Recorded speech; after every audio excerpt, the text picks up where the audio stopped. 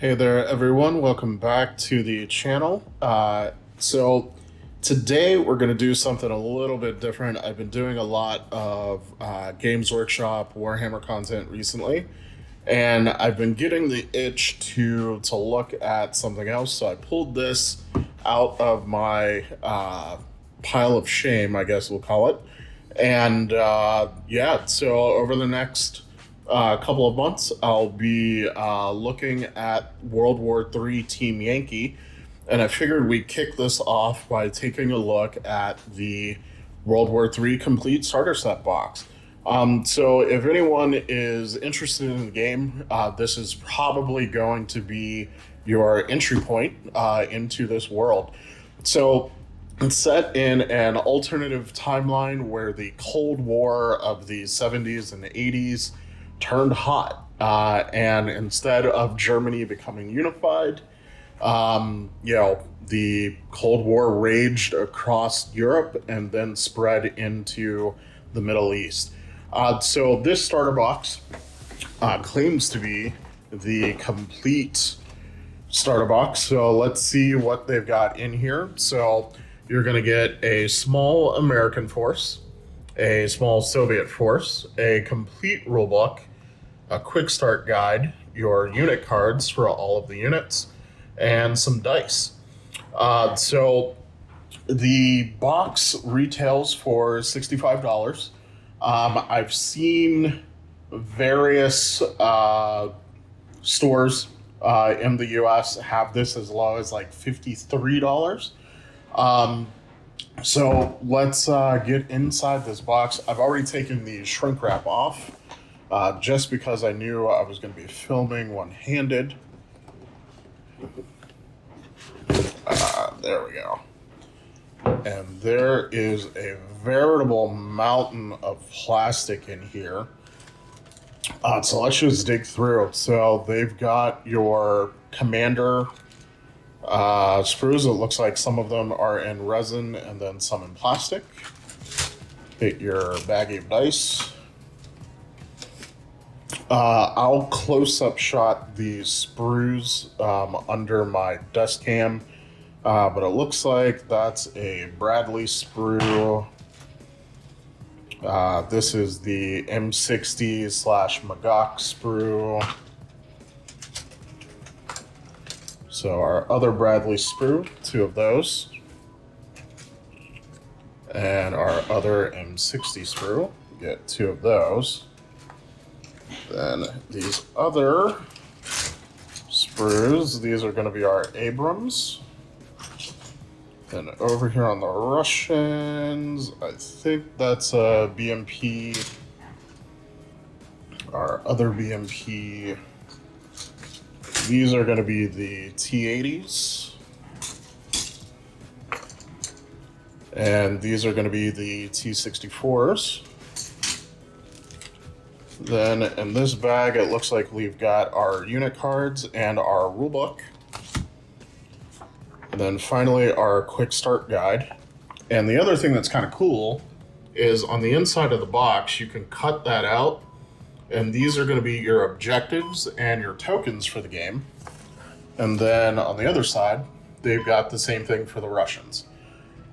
So let's go ahead, get down to the hobby desk. I'll give you a close-up look at the sprues, and we'll take a look at the quick start guide. All right, everybody.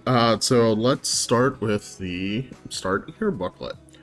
So when we open this up, we're going to get some starter list building rules to utilize all of the miniatures that come inside the box.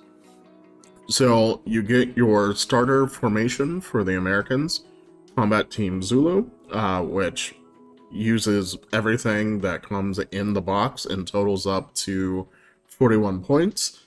Now, I won't be diving into all of the rules and list building strategies in this video, but it's recommended in the rulebook that a small game is roughly 50 points. And then the rules were intended for a full game to sit somewhere around 100 points.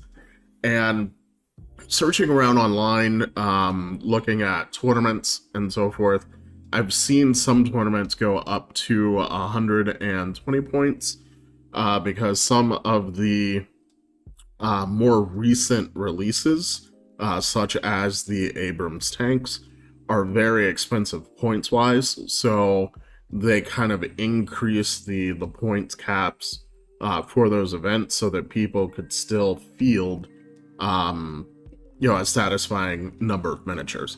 So on the American side, you're slightly under the recommended starting size for a small game.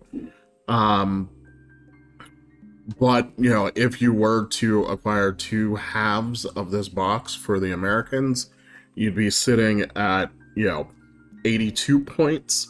And then you do have options on, it looks like your Abrams tanks that can cost a couple of points. You may still end up wanting another unit box to get you up to that 100 points limit. But as far as a starter product, getting you a feel for the game, you do have everything you need to field this Combat Team Zulu formation.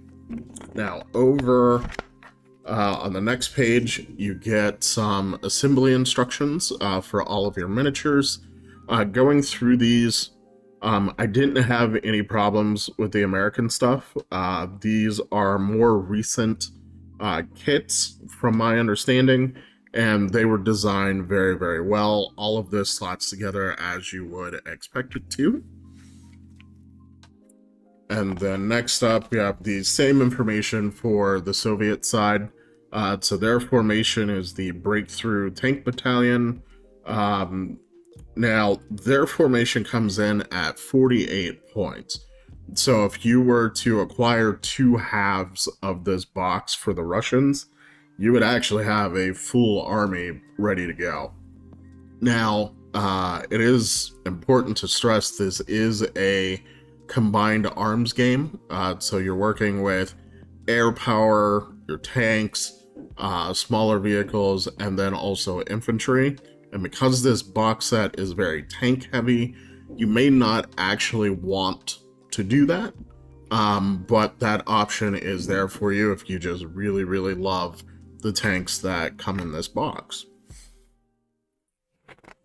So as you can kind of see, comparing the Soviets to the Americans, the American tanks are generally pricier because they're better quality.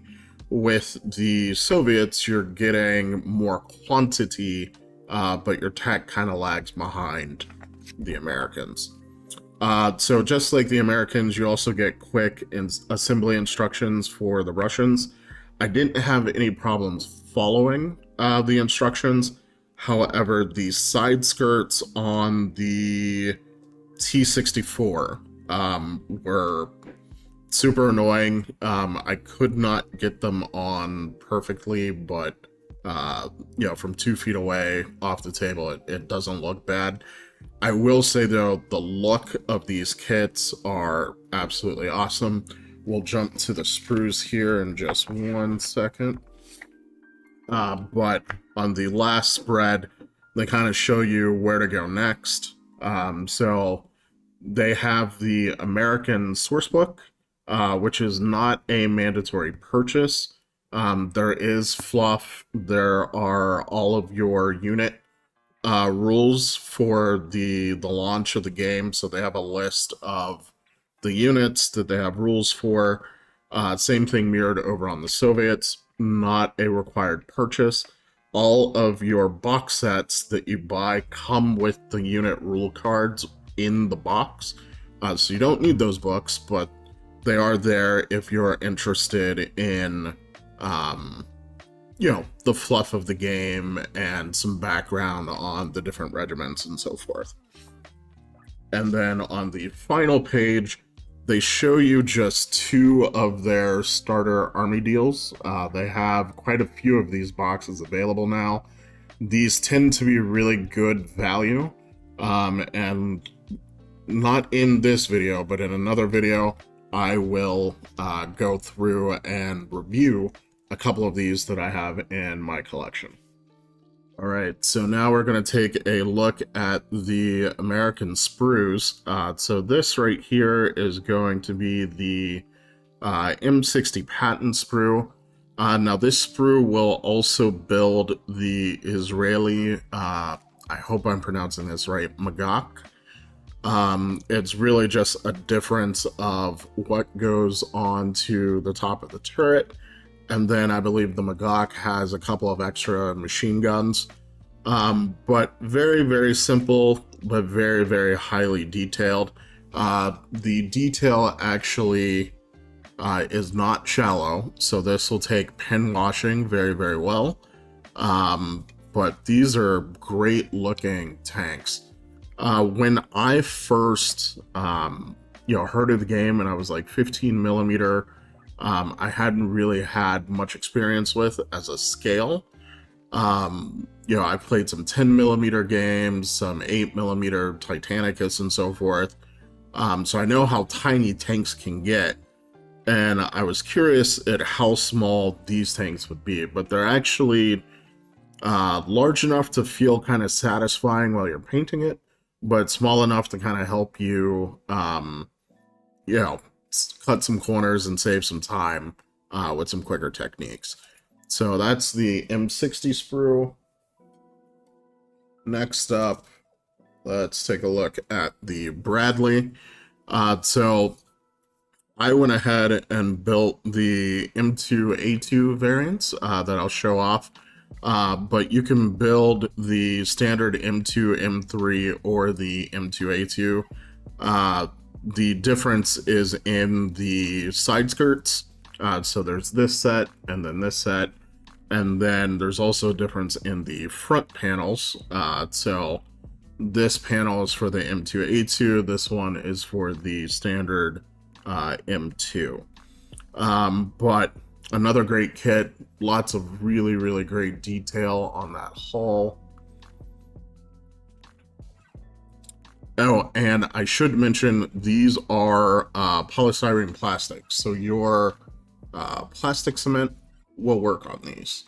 Now, Battlefront does release resin vehicles for this game, just not in this box set. For the contents of this box, plastic glue will do you just fine. And now, last up for the Americans, we've got the Abrams. So this will build a couple of different variants of the Abrams. You can do the standard M1 Abrams, which just had a different size barrel. So you get both of your barrels here. And then they also had different size storage racks. So you can build both versions of the Abrams from this kit. This went together very, very well. I'll show, again, the finished models here in a second.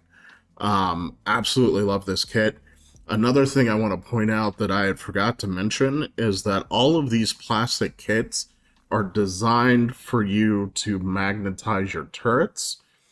So these slots that are in the base of the turret and the top of the hull will take a 5mm by 1mm magnet, so 5mm diameter, 1mm height.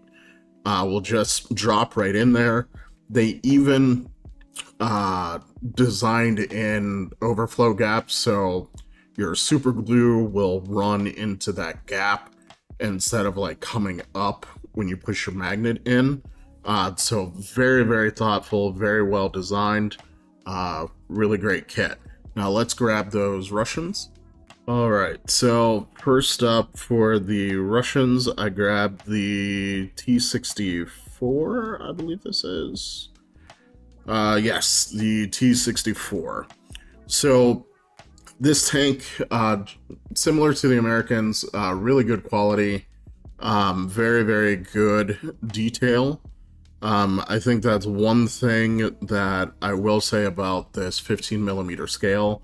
Even though it's technically a small scale, you're able to get really great detail out of these plastic molds. Painting this is going to be a lot of fun.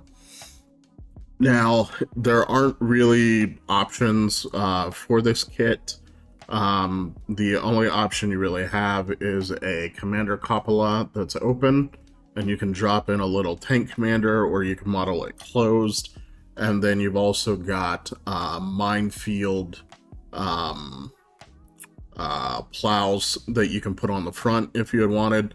Now, these side skirts, as I was saying before, like there's no keying to attach it to the hull, which is super annoying for trying to get that to fit. So for comparison, if we hop back to the Abrams sprue, on the side skirts, there are these little notches that line up to these little pegs on the side of the hull that makes putting those side skirts on like a breeze. They go together literally in seconds. The T64 does not have that same system, so putting those side skirts on was a little annoying. But overall, still a great looking tank once you get it together. Can't wait to get those painted. Next up, we're going to take a look at the BMP3. So in the game, this serves as a dual-purpose infantry transport, but also a recon vehicle for the Warsaw Pact and Soviet armies. Again, really great detail. Nothing is, shallow. It's going to take washes and dry brushing really, really well. And then, thankfully, there are actually no side skirts on this. And then lastly, we've got the T80, which I believe when this box set was released, the T80 was the new kid on the block for the Russians. I really love the turret design on here. It's just very distinctive and iconic. Again, really great detail on the sprues. And then the side skirts of the T80, they kind of fixed that problem with the T64's side skirts, So these were not as difficult to fit to the tank. It's kind of hard to see on camera, but there's a ridge here that slots right over the tracks to make getting those side skirts on pretty easy. Now, the last thing I want to do while we're down here at the table. Okay, so now what I want to do is a size comparison so that you guys can get an idea of the size of the tanks. So this is a bolt action Sherman model. So this is 28 millimeter scale. And then here is a 15 millimeter scale M60 Patton. So as you can see, it's smaller, but you could still see a lot of good detail. And just in case that didn't help, we'll take a P3 paint bottle and put that down next to that. All right, and I would be remiss if I did not show off the rulebook. Again, I'm not going to go into detail in the rules. I'll make another video for that, and once that's done, I'll put that up in the cards.